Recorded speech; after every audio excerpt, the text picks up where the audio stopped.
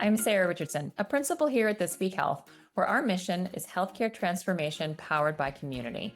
Welcome to Flourish, where we share the human stories behind healthcare leadership, because thriving people build thriving systems. Let's begin. Welcome to Flourish, the podcast that explores bold journeys, brave pivots, and the art of building a career that feels both authentic and impactful. Today's guest is Eric Williamson, international keynote speaker, executive coach, and author of the eye-opening book, How to Work with Jerks, that I did a review of a couple months ago, and it got massive traction. So I'm so excited we get to have this conversation in person. Known for blending humor, storytelling, and practical wisdom, Eric helps leaders transform difficult workplace dynamics into opportunities for growth, empathy, and connection. Eric went from being what he calls an expert jerk to becoming a jerk expert, showing us all how to assess, analyze, and act with empathy, especially in high-pressure, hybrid work environments shaped by media, politics, and social change. Eric, welcome to the show. Sarah, so good to be with you again. Oh, thanks for having me. I'm so happy to have you here because you were just on stage at SOAR a couple of weeks ago, and the momentum from having those conversations and those perspectives, I was like, we got to tell this story more than just the book review. So what I love is you said you went from expert jerk to jerk expert. You gave so many great stories about that. What sparked that transformation, and what did you learn about yourself in the process?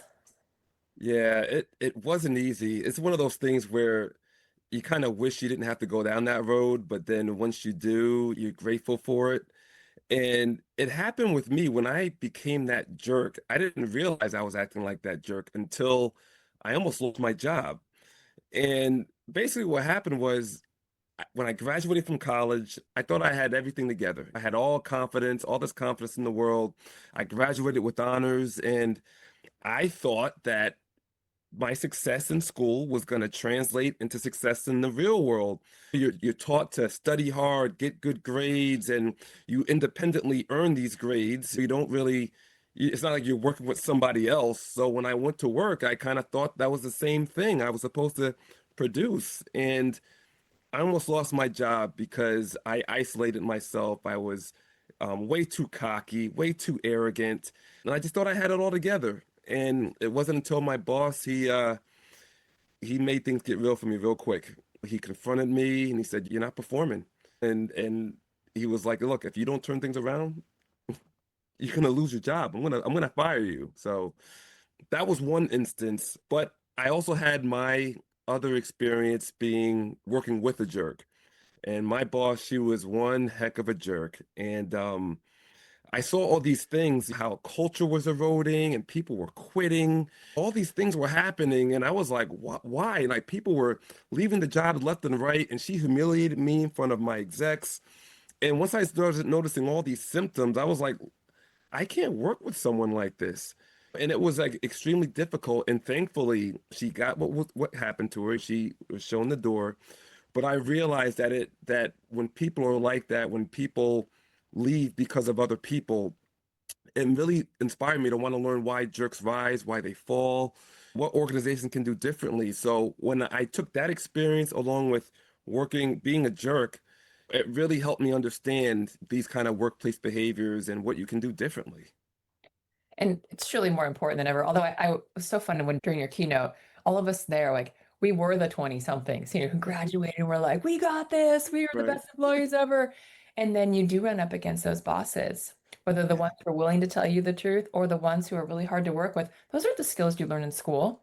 Those things you learn in corporations, and how important it is, especially today. Because I'm curious, why do you believe your message resonates so strongly now, especially given the state of workplace culture? Yeah, well, I mean, there's just so many things that's going on right now. I mean, we know what's going on in the news. I try my best to stay away from the news. But even in the workplace, all right, with AI disruption, with reorgs, mergers, all these things that are going on, it's widened the gap between different people at work, whether you represent business, IT, any other department, it's widened the gap. And so when they are in those silos, what happens is trust breaks because people are just they're just protecting their own turf. And when that happens, when people are in those silos, that grows, innovation stalls, and you can't get anything done. And so I think it's important that people need to understand that you have to be able to build relationships with people to get anything done. And once you understand someone else's perspective, that's where the magic happens. That's where you're able to take those perspectives and inform your own decision and your own thought process about what to do. And it's a refreshing thing because once people understand that you don't need to be in those silos, you don't need to, just because you've got all these other things going on, mergers, reorgs, it doesn't replace the fact that you can still be human. You can still have that connection with people. You can still be nice, You can. even if the stakes are tough and the stakes are high. And in your book, you talk about how to spot jerk behavior. What are some of the red flags that from leaders and employees they need to be looking for? What are the things they should be looking out for? Because you may not realize that it could be pattern behavior. Yeah, I think this is a really big deal here, Sarah, because one thing, and I mentioned this in the keynote at SOAR too, is that one misconception is that we think that jerk behavior is very obvious, but nowadays jerk behavior, it's not loud or obvious. They're the ones that can keep you from key meetings, they can block you from opportunities without even bringing up your name, they can question your credibility behind closed doors. All these things happen behind the scenes. Sometimes it's the person who's smiling in meetings but sabotaging you remotely via Slack or something like that. And those are the ones that you have to watch. So some of the patterns that I look for is someone willing to take responsibility. If they never take responsibility for any of their actions, it's always someone else's fault. They're the ones to blame. Or someone who tries to take your idea, something like that. Those are the ones who you have to watch out for. The passive aggressive behavior, the people who just say, "Oh, well, I was just kidding." No. And then they go back and do the same thing. Those are the things that you have to watch out for because nowadays it's not always direct. It's not always in your face. It's the passive aggressive behavior, like I said before. It's the ones that smile in your face but do something behind your back. And that's what you have to look out for. And those kind of people, they're the ones who don't take responsibility. They try to take credit for your work. All right. And they try to do those things to gaslight you sometimes or to make you do something that you're not prepared for because it's not direct, it's not in your face all the time. How do you plan for that in an interview, or how do you figure that out potentially before you join an organization? Because there's all the questions that we ask in interviews. We get asked a lot of questions. I tell people, Eric, when you're interviewing for a job, you're interviewing them. I mean, yes, they Yes. want your skill set, etc., but flip that script and be confident doing that because there's things you need to know about an organization before you get there. You can't just outright say, "Hey, how many jerks do you have on staff?" But I'm Right. curious, like, what would you recommend as a couple of questions to be able to ask in an interview to get a sense of, is this a toxic culture Right. or is this something I can mitigate through because it's just a lot of personalities in one space? Right. Yeah, that is an excellent question. I totally agree with you. You definitely are the one interviewing the interview panel. You have to flip the script, especially when you're in an interview. And some of the things that I do that I recommend, especially tech leaders who are interviewing for jobs, they want to know what the culture is like. Mm. I highly recommend you ask questions such as this. What does success look like for you in the next 30 days? What are your expectations for me? What, what does a busy environment look like? When you're asking these kind of questions, you're really soliciting questions about what the culture is like, how people perform under pressure. When you ask questions such as what is your thought process of success look like? When you're asking them those questions, now they're the ones that's got to think about, well, what are you looking for? What they have to come up with an honest response. They can't just sugarcoat it. They can't just tell you what you want to hear because you're soliciting questions that really make them have to answer what that culture is like, what it's going to look like working with you directly. And listening for the types of questions they ask. I used to always ask people, how do you handle ambiguity? Because I knew the organization Mm, that I worked in at the time literally like changed constantly. It was just the way that things got done. We were a big M&A organization as that you touched on earlier. And yeah, you had to realize like your priorities might change every day. Are you okay with that? And people would look at me like, well, what do you mean? And I'm like, they're not going to be a good fit. And so it's that duality and researching, is this going to be a good organization? And yet, let's just assume, okay, I hired you, you hired me, we have this amazing company. And then there's still humans there running the shop. Things aren't great every single day. You have a method, the AAA method: assess and analyze and act. Walk me Yes. through that method, because how can leaders practically apply this framework when dealing with difficult people or situations, which happen no matter how great your culture is? Yeah, yeah. So when I came up with this three-step process, assess, analyze, act, I was trying to come up with a simple three-step process that people can follow to help them help themselves when they are engaged in a conflict situation, when something's hitting the fan, when they're encountering a jerk. 9 times out of 10, we allow our emotions to get the best of us. We react on impulse. We put our foot in our mouth. We do something that we might regret. That default, that thing that your brain says, don't say this, don't do this. Sometimes it's on autopilot and we forget and we just say that thing that we might regret. And so here's how it works. Three-step process.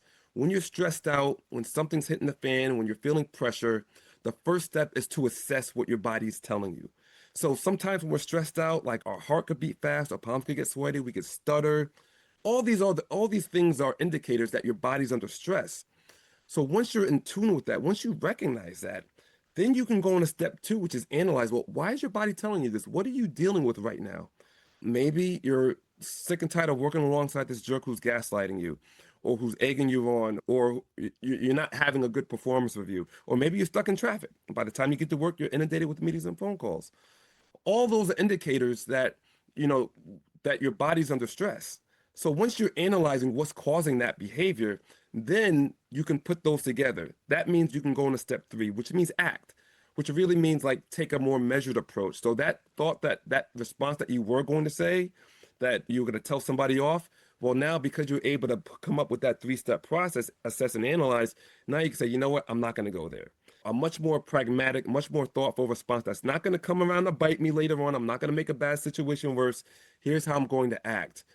And there's so many times, it sounds like a simple process, but there's so many times where people, they ignore steps one and two, and they go right to step three and they act and they put their foot in their mouth. They say something that they might regret, and it makes a bad situation worse, regardless of the conflict situation. And so you see this in all types of areas. Starbucks, I mentioned it during SWORD. They have something similar. They call it the latte method. And they use that to diffuse 10 situations with irate customers. So there's different methods to help people who are in those conflict situations, and you need something quick and easy to follow, because we know sometimes when our emotions get the best of us, all thought, all reasoning goes out the door. So this three-step process is a quick, simple method to help you stay measured and avoid those knee-jerk reactions.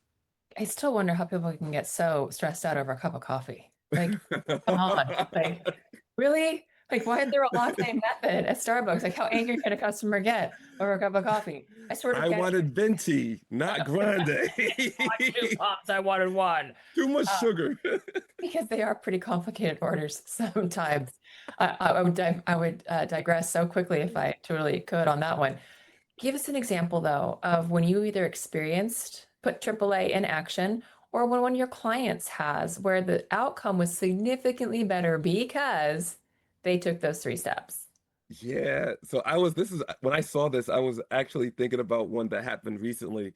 I was coaching one of my tech leaders, and she has this star performer who was really like just steamrolling the whole team, like someone who's got just all the answers and they just dismiss everyone. And everyone was just getting so fed up with this person. And so what does a tech leader do? You have to check this person, all right? You can't just let this person just, say whatever they want. So she was asking me for help, and we started talking about the AAA method. And so what she did was the next time this happened, she was able to pause that frustration. She didn't come out and just blatantly demonstrate that frustration. She paused it, she managed it, that she did analyze the fact that what was going on around the surrounding factors, that his behavior, how he was feeling threatened was because there were reorgs going on. He wanted to make sure that he was being seen in a better light, that with these reorgs, are you going to lose your job? Are you going to get riffed? Or are you going to go somewhere else? Well, he wanted to demonstrate that value. She recognized that, and that she felt that, and she knew that he was doing that because he was feeling threatened and he wanted to secure his job regardless of what happened down the road. And so what she did was, because she recognized that, Then she acted. She said some. She met with him in private. She set some clear boundaries about his behavior and helped coach him through the change and how to come up with a more measured response and how to be able to work more cohesively with the team members and not try to steamroll everyone and that everyone has a space. And so that helped. And after that reorg happened, yes, his job was protected, but his performance continued to soar as well. He was able to adapt to those changes. And she was like, Eric, thank you for that AAA method because, hey, without that, Mhm. I probably would have had a mutiny on my hands. Who knows what would have happened to my job? But she was able to really set the stage and to really help that person shift from being able to be arrogant to being able to be someone who can work together with all types of people without having to steamroll other folks. You bring up such a great point, though, Eric, and that scenario, big M&A, people worried Mhm. about their jobs being eliminated, so they're going to show up in a way that really shows their value or their worth to the organization. A little bit Right. of it's about ego, but most of it is fear driven because they're paying a mortgage, they've got kids in college. Pick the scenario, everybody has bills to pay. And so that scenario based understanding of what's happening, that empathy at work that you have emphasized is so important. We realize we've got social, political, media driven climate change in our world today. And the thing is, empathy is more important than ever, especially in either a fully remote or hybrid scenario where people think about it. You and I came out of college, the roaring 20s, literally, like we're unstoppable. But we learned all of our corporate social graces because we were in the office. And Yes. someone said, that is not how you show up. Or when you go to this meeting, I want you to observe and write down questions and then come back to me and let's talk about them because that's how you show up in these different political climates, the corporate politics that happen. If I hadn't had that training in person, if I hadn't been the shove the whole foot plus the shoe in my mouth moments, shouldn't have said that time. But if you didn't have bosses and mentors and leaders who are willing to guide you through really maturing through corporate America, how do you do it today? There's an empathy layer, but how do people learn the best way to have these really personal human interactions if maybe they're not even seeing each other face to face? That is such a, I won't say it's a difficult thing to reconcile, but I will say that there are some challenges with the hybrid work. And we've been doing this for a while now, definitely at least 5 years, and for some folks, even earlier than that. But one of the things that I've been seeing, especially in hybrid work, that invisible disengagement, where you've got your camera off during video calls, or you're just not asking the right questions, you're not showing that you're really at present, you're really in the moment. And so one of the things that I recommend that we do, and whether you're in person or hybrid, I mean, it's one of the most effective ways to build that engagement. It's revamping or rethinking the way we do our one-on-ones, regardless of whether you're working with whether it's a supervisor or manager dynamic with an employee or whether it's team members, rethinking the way we do our one-on-ones. Because oftentimes when we do one-on-ones, we're doing one-on-ones to ask for status updates on projects and what people are working on. And when we do that, we already know what's going on. Like we've had millions of other meetings talking about the same thing. And so what are we doing? We're really checking a box to say, yes, I had this meeting with this person. Yes, they confirmed what's going on with these TPS reports, for lack of a better example. But what we need to be doing during these one-on-ones is start asking these kind of emotionally charged questions that spark curiosity. So instead of asking questions about what's going on, let's say with those TPS reports, hey, how about, hey, what's your win for the week? What's draining your energy? What can I do to be more helpful in your situation? Especially if you're having conflict situations or you're trying to create more synergy with different stakeholders, maybe IT and systems, IT and business. Sometimes they bump heads. There's friction there because they have different priorities. But when you ask questions such as, hey, what can I do to help you out? How can I support you? What's draining your energy? What's your win for the week? What's got you frustrated the most about the situation? When you ask these kind of questions, not only do you understand what's going on with the project, that happens by default, but you also are able to connect more with that person. They'll be much more engaged in the process, in the conversation, and you'll be able to connect more. And once you're able to do that, those are empathy questions that solicit much more engagement, much more interaction with people, and it builds a stronger relationship. So those are the ways that I think that we can do a little bit more interaction and empathizing when we have those kind of hybrid workplaces. I love building in those thoughtful questions into the one-on-one, whether you have it as a template or otherwise. Last question I always ask my teams was, what do you need most from me right now? And you got to know each other as humans, in person or otherwise, because to your point, Right, we right, had the in-office environment. Well, heck, we also had teams all over the country and all over the world in some of these companies. And so that was already an established mechanism. And right. yet, post-pandemic, I feel like the divide got wider and you try that much harder with that much more intentionality, perhaps, is what Mhm. you're sharing about connecting with people and really understanding their human environment. I don't envy that when people were trapped at home with parents and kids and pets and trying to get their work done and everyone's using all the bandwidth in the house. Thank you for referring to the TPS reports. It's always my favorite. Yeah, I need you to come in on Saturday. Yeah, If you add the humor when it matters, it can be helpful too, for sure. Here's a big one though, yeah, because people are nervous about giving tough feedback sometimes. How do yeah. you recommend that a leader can be empathetic without compromising accountability? That's a good question there because here's the deal. When it comes to empathy, some people they have this thought that when you're being empathetic, that that it's just so is you're being extremely soft, that you're just allowing people to just walk right over you and you're just letting people just do whatever they want. And that's not it at all. Empathy is a powerful tool. It's what you can do to move the needle, whether you're trying to improve someone's performance or improve a product or anything. And so one of the things that you can do to hold people accountable by using empathy is first do the check-in. Hey, is there anything I can do to help you out? Because one of the things I've noticed is that I've noticed that you've been a little off in this area here.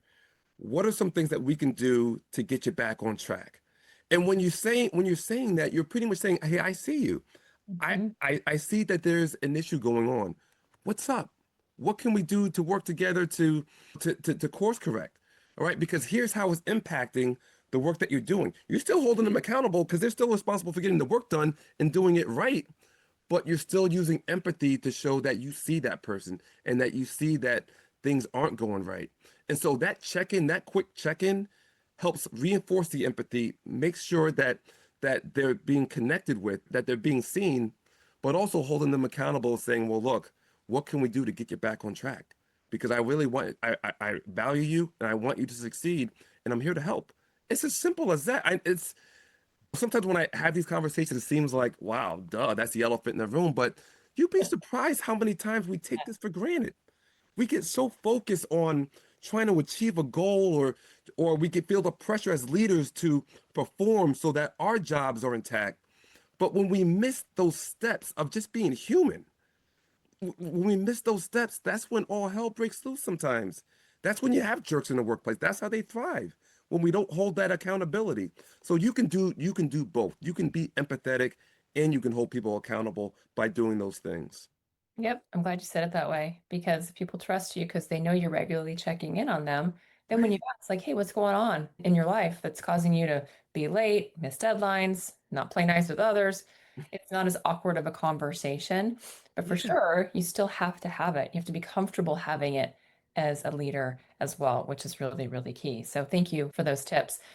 But again, when we think about how people create culture and how they connect, when there is that hybrid environment, how are you Mhm. seeing teams engage with one another more effectively? What are some of the things you've witnessed that says, hey, you might be a fully remote work environment, or you might only see each other a couple days a week, but here's how we come together to still create bonds and relationships and to a degree friendships. I mean, some of the people you may be closest to at work, you've Mhm. never met in person.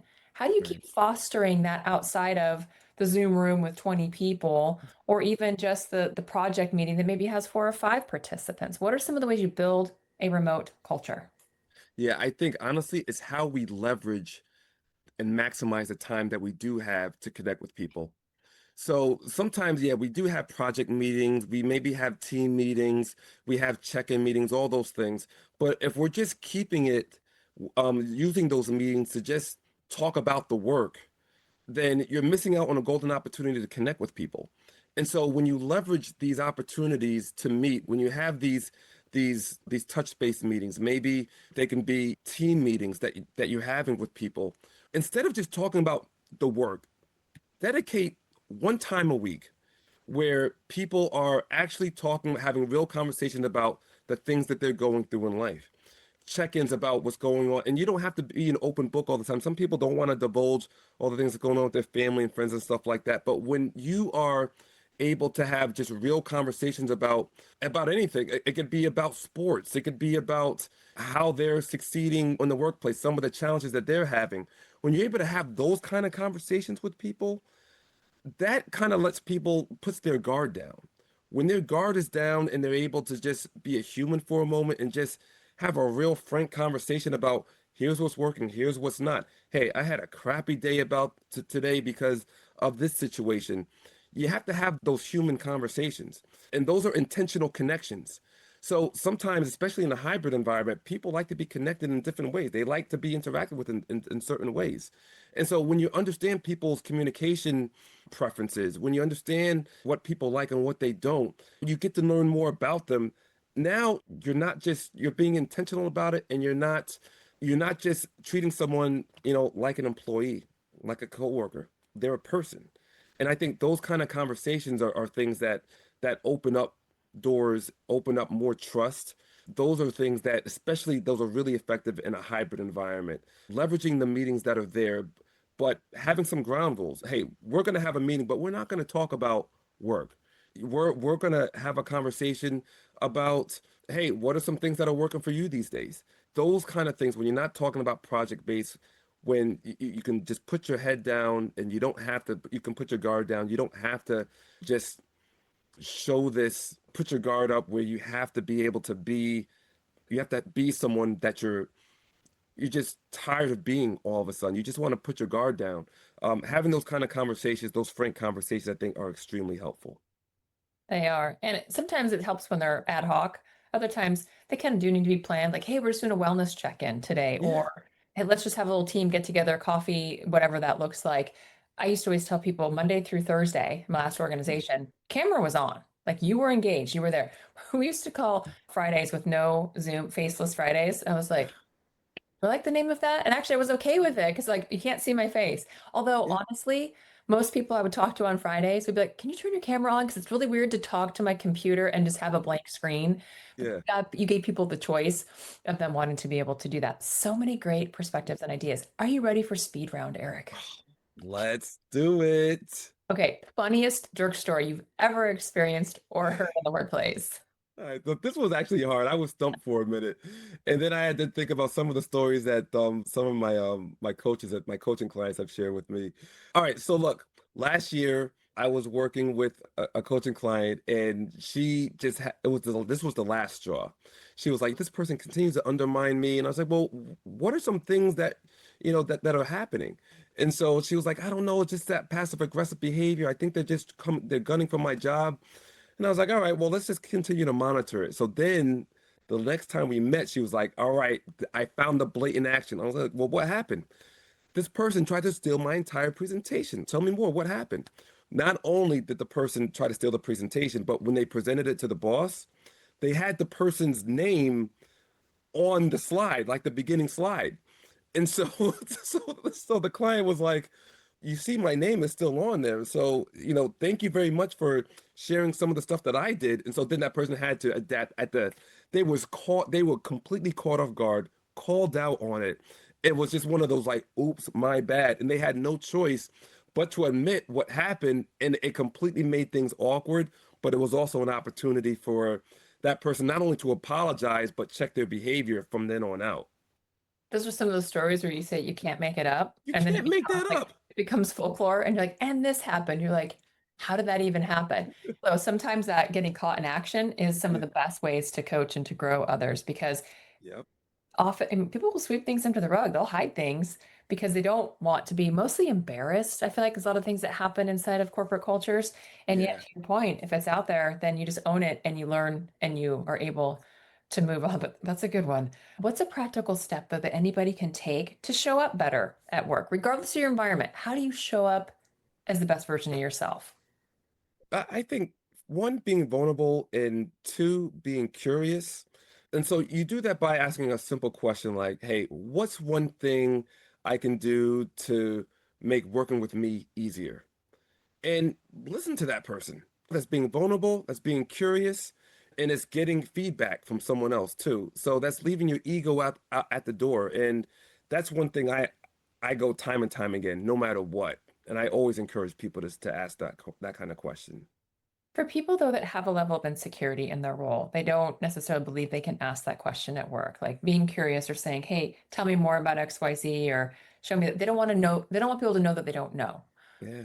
How do you approach that? If you're the one listening to this and you're like, oh, I'm kind of embarrassed to say I don't know something, how do you learn about something you don't know without looking like you don't have the knowledge that maybe you're supposed to have in your role?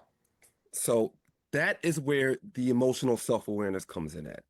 So knowing the fact that you're that kind of person that you don't want to admit that you don't know something, or that you're weak, or that you're incompetent. That right there, once you're able to understand that is where that is the kind of person you are. That's when you want to dig in.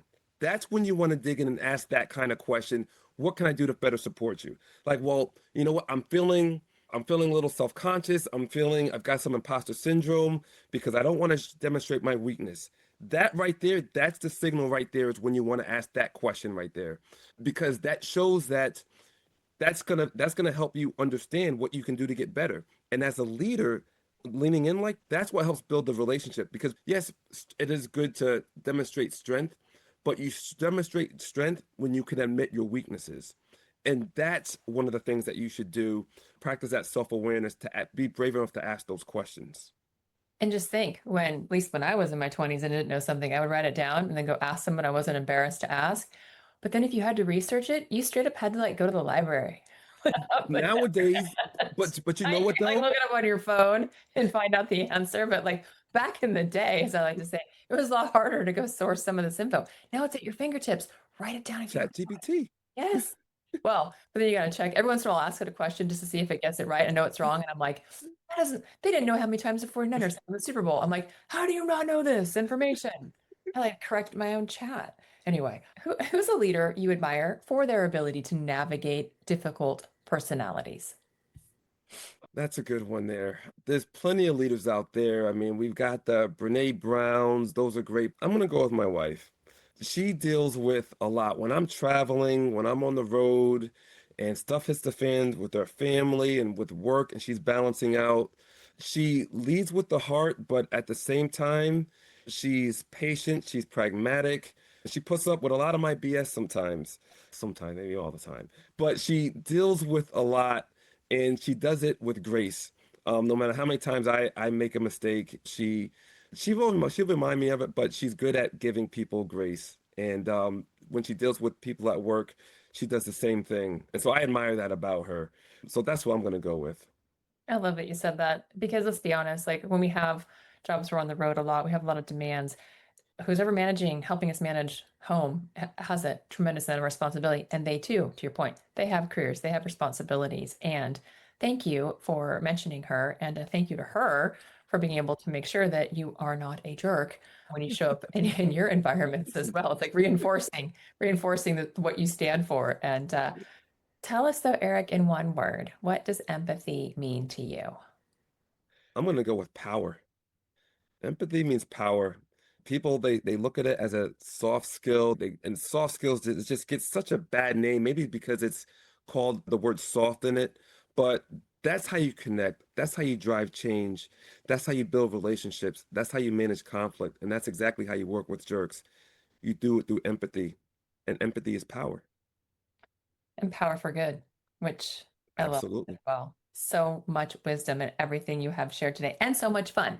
One of the things I love about your platform is that you take something that's very tough for people to admit, recognize, or even want to deal with, and to a degree, you make it fun. Hey, how do you turn this into a constant way that we behave more positively around one another versus having it be something that's painful every time we see it and hear it, even when we sometimes show up that way? I bet all of us could admit times we've been a jerk, maybe even this week. So if you're listening to this and either side is resonating, pick up literally a copy of this book. I love it. You can read it literally on an airplane ride and also just flip through for different pieces and parts. So, Eric, thank you again for being on the show.